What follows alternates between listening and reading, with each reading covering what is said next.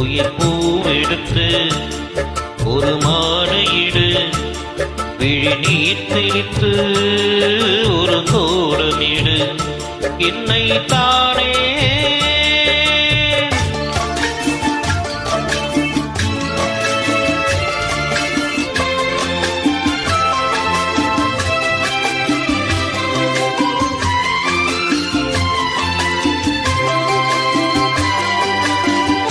உலகம் எனக்கென்றும் விளங்காதது